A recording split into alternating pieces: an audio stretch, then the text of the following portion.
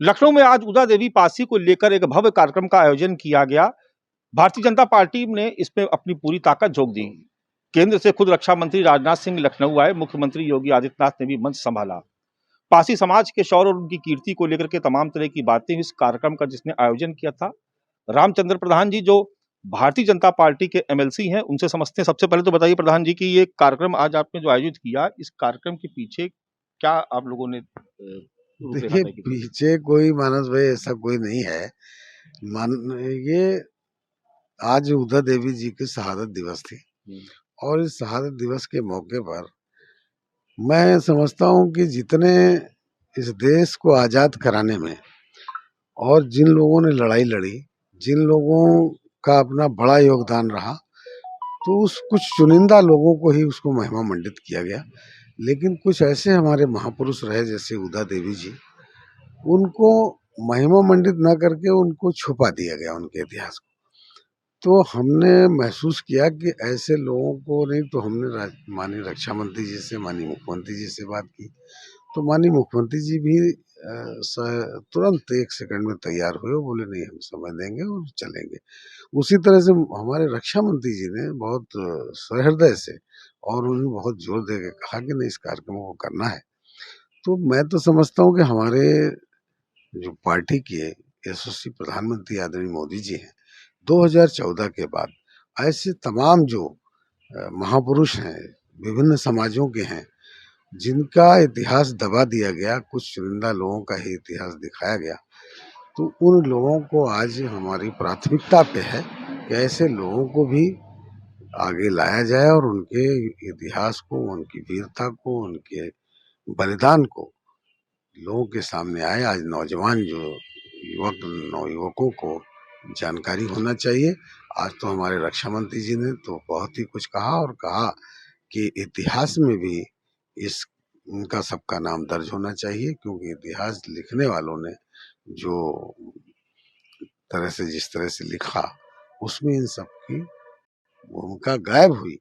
तो इसलिए हम और आज ये कहना चाहेंगे, पूरा आज जिस समाज में जन्मी वीरांगना उदा देवी जी, आज आपने शायद देखा होगा कि तमाम गांव के लोग अपने बच्चे, बीवी बच्चों के साथ आए थे।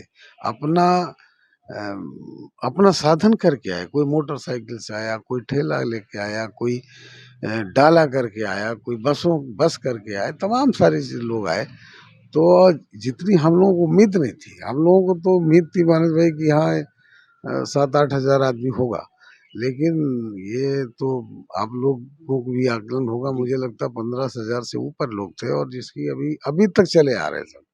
और कल तो मैं आपको बताऊं, जिस तरह मूर्ति जब स्थापित हो रही थी, जब लगाई गई, जम रही थी, वहां रखी गई, तो वहां पर आसपास के तमाम लोग, कम से कम 1,000 लोग वहां पर इकट्ठा हो गए और उसको ये देख करके ये कह रहे थे कि आज हम इसके जो है साक्षात गवाह बन रहे हैं, मेरे सामने मूर्ति लग रही। तो एक बड़ा लोगों में उत्साह है, क्योंकि उदा देवी के प्रति लोगों की जो भावनाएं हैं, पारसी समाज की भी और अन्य समाज के लोगों की भी, क्योंकि उदा देवी खाली फारसी समाज से हम नहीं जोड़ सकते। उदा देवी जी का एक इतिहास है और पूरा देश उन पे गर्व करता है। तो और खासकर जिस समाज में जन्मी, उसके लोग तो बहुत ही प्रफुल्लित हैं, इतने हर्षित हैं, खुशी से एकदम राजगार हैं। लेकिन देखिए, आज हमने शहर में देखा कि पूरे शहर में तमाम जगह से पे होर्डिंग्स लगे थे। तमाम बड़े नेताओं ने भी अपने अपने नाम से होर्डिंग्स लगाए हुए हैं। तो इसको इस तरह से समझा जाना चाहिए कि आप भी एक राजनीतिक व्यक्ति हैं, क्योंकि दलित समाज का, पासी समाज का एक बहुत बड़ा वोट बैंक है। इस तरीके से इतना बड़ा कार्यक्रम आप लोगों ने आयोजित किया, इतना बड़ा मंच सजाया, कुछ तो सियासी संदेश था ना इसके देखिए पीछे? मानस भाई, ये सही है कि हम लोग राजनीतिक आदमी हैं, तो स्वाभाविक है राजनीतिक माने भी निकाले जाएंगे। बस ये मैं कहूँगा कि 2024 में जब लोकसभा का चुनाव हुआ, और उस लोकसभा के चुनाव के समय में जो विपक्षी लोगों ने, खासकर समाजवादी पार्टी और कांग्रेस के लोगों ने एक भ्रम फैलाया, र्यूमर फैलाया, और ये सब र्यूमर फैलाने के माहिर लोग हैं।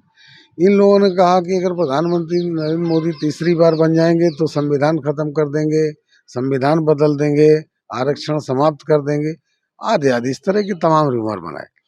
जो मैं समझता हूँ कि कहीं ना कहीं हमारा ये जो अनुसूचित जाति के लोग हैं उससे भ्रमित हुए, भ्रमित करने का पूरा इन लोगों ने प्रयास किया और उससे हमारे पीडीए पी, समझा जाए, पीडीए के नहीं पीडीए तो देखिए, पीडीए का अर्थ कहेंगे तो मानस भाई मैं दूसरी बात कहूंगा और जो सही है, पीडीए में जब वो सत्ता में होते हैं, सरकार में होते हैं, तो पीडीए में सिर्फ उनको एक ही समाज दिखाई देता, बाकी पीडीए में उनको दिखाई देता।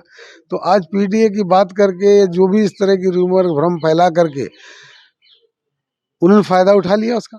लेकिन मैं गारंटी से कहूँ, ये समाज 2014 से माननीय मोदी जी के साथ, उससे पहले भी था, 14 के साथ पूरी तरह से। उसका कारण है जो 14 के बाद जब मोदी जी जब से प्रधानमंत्री बने, तब से उन्होंने जब जितना शोषित, वंचित, कमजोर तबके के लोगों के लिए कम लगभग मैं समझता हूँ 150 ऐसी योजनाएं बनाई होंगी जो गरीब कमजोर तबके के लिए बनाई।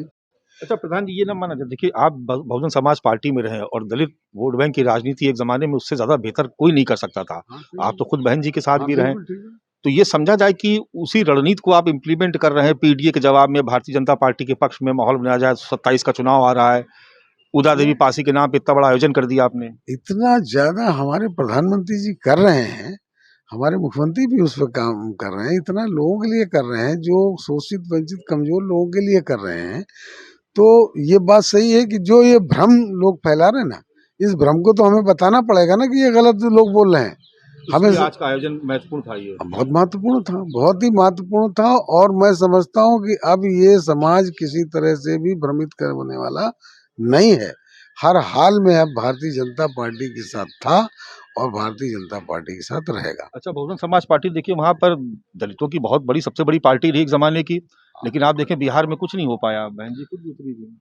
अब उनकी बारे में मैं क्या कहूँ, वो तो अपने नहीं, अच्छा, दलित वोट बैंक को लेकर सबसे ज्यादा इस वक्त खींचतान मची हुई सियासी दलों में, उसमें भारतीय जनता पार्टी चाहती कि हम लीड लेके आगे भारतीय बढ़े। जनता पार्टी इसलिए जीत लीड लेगी क्योंकि भारतीय जनता पार्टी एक्चुअल में उनके लिए काम कर रहे हैं, तो सबका साथ सबका विकास की। लेकिन स्वामी प्रसाद मौर्य भी आपके साथ ही रहे बहुजन समाज पार्टी में, लेकिन भर भर के गाली दे रहे हैं आज। तो आज क्या हो, अभी सही बताइए, जब वो भारतीय जनता पार्टी में थे तब क्यों नहीं गाली दे रहे थे?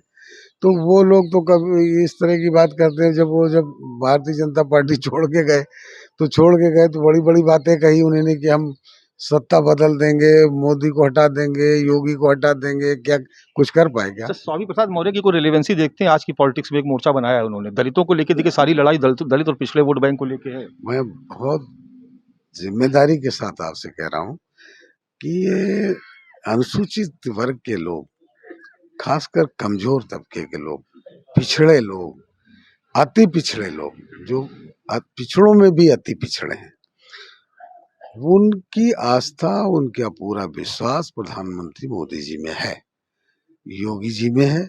तो इसमें कोई संदेह नहीं, 2027 अलग तरीके का होगा और मैं समझता हूँ कि 2017 से भी अच्छा चुनाव होगा, इसमें कोई दौर नहीं। चलो, तो रामचंद्र प्रधान जी किसी जमाने में बहुजन समाज पार्टी की बहुत कोर टीम में हुआ करते थे। दलित वोट बैंक को लेकर के शायद उससे बड़ी सियासत किसी और सियासी दल ने नहीं की जो एक जमाने में बहुजन समाज पार्टी ने की। लेकिन आज रामचंद्र प्रधान जी जो काम कर रहे हैं, उदा देवी पासी के नाम पे एक बहुत बड़ा आयोजन किया गया, और निश्चित तौर पर भारतीय जनता पार्टी जिस तरीके से दलित वोट बैंक को लगातार अपने साथ जोड़ने की कोशिश कर रही है, आज का ये कार्यक्रम उसी दिशा में या उसी तरीके से देखा जाना चाहिए। कैमरा पर्सन धर्मेंद्र कुमार साहू के साथ मानव श्रीवास्तव, लखनऊ, न्यूज़ 24।